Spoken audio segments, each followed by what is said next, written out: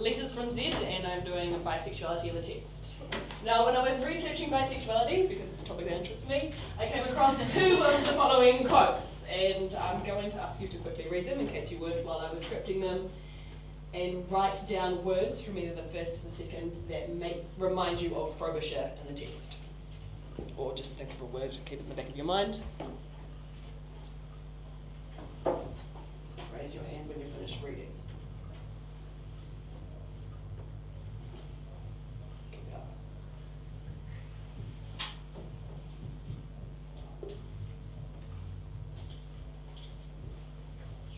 And that's everybody.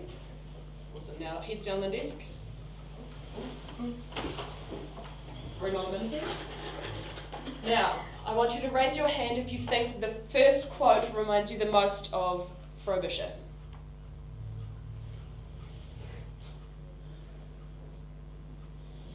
Hands down. I want you to raise your hand if the second quote reminds you the most of Frobisher.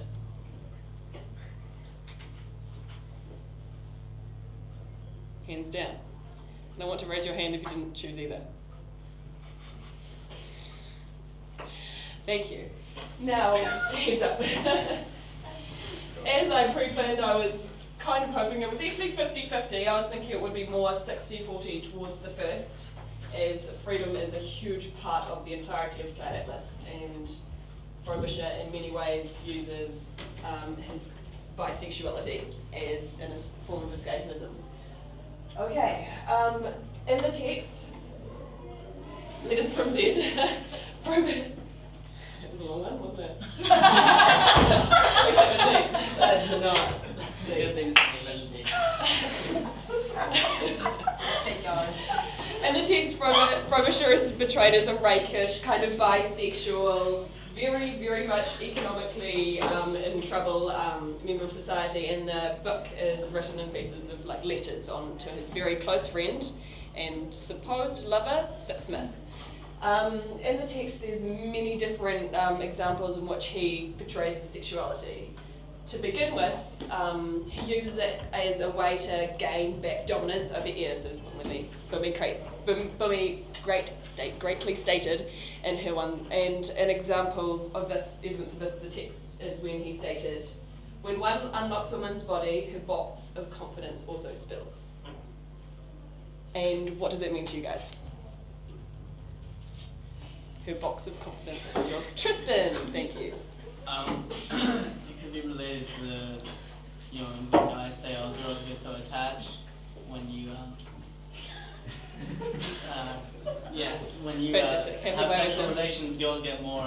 Magic. And in this text, Frobisher very successfully uses Ear's wife, Jocasta, as a way to gain information about Ears. And when later on in the text he becomes frustrated with Ears manipulating him to his advantage, using his work and claiming it as his own, he actually internally uses it as a way for backing himself up, like, I believe myself to be internally more dominant than Ears.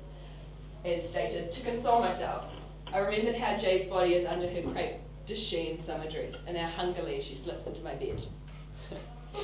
And this is very much an example of how he is more not simply bisexual, but almost sexually opportunistic.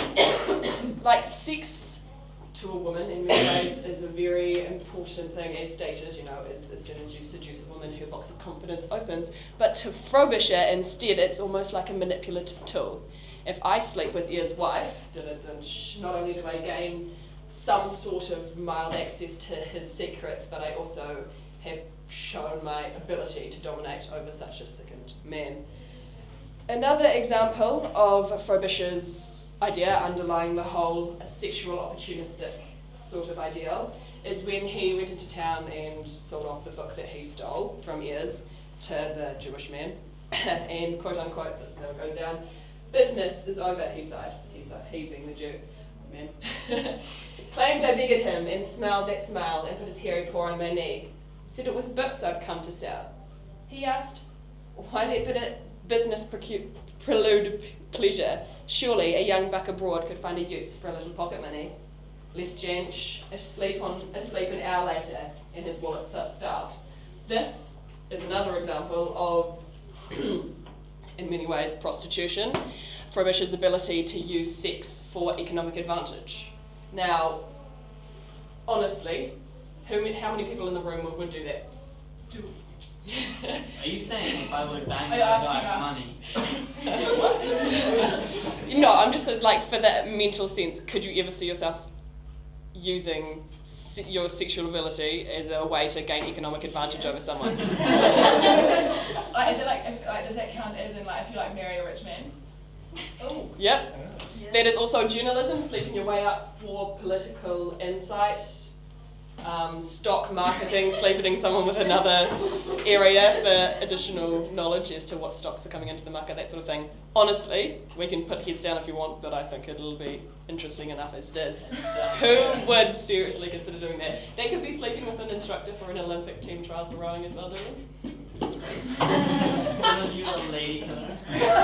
Hopefully. Yeah, as I can see from your responses, although initially everyone's like, prostitution, no way.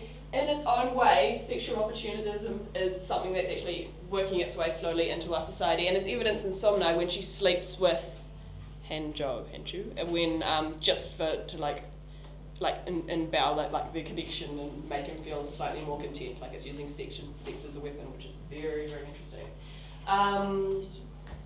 Right. The theme of bisexuality continues as Frobisher continues to state that it's almost like his vice, like he finds that in comparison to his great warrior brother who went off to war, the one that he is almost victimised by his parents by because he underperforms in their eyes. He quotes, "I do wonder if my brother likes boys as well as girls too, or if my vice is mine alone. Wonder if he died celibate." But in many ways it's relative to that time of the society because the idea of being attracted to both sexes was very much a sin. But in many ways it shows a lack of insight on Frobisher's part because he's so much more than his bisexuality. In many ways his actual vice was his almost maniacal love. Like, although he initially thought it was for Ava, his like chase through the streets, etc., fighting with her actual lover, it was actually his love for music, how he saw it in people and places in society, and in many ways his love brought him a sense of freedom. Although he tried to gain thank you for my other light, I was hoping you guys would bring it with. Although he claimed that through his freedom he did it on a shallower level through his bisexuality. Like, although he chased freedom through his bisexuality, like if I sleep with Jocasta, I'm gaining dominance over ears, as I have already stated, and yes, Beth? Do you think he loves Sixsmith? Or like where does that factor into what you just said? Getting there. And in the end, yay, I probably have been going for way too long. Sorry.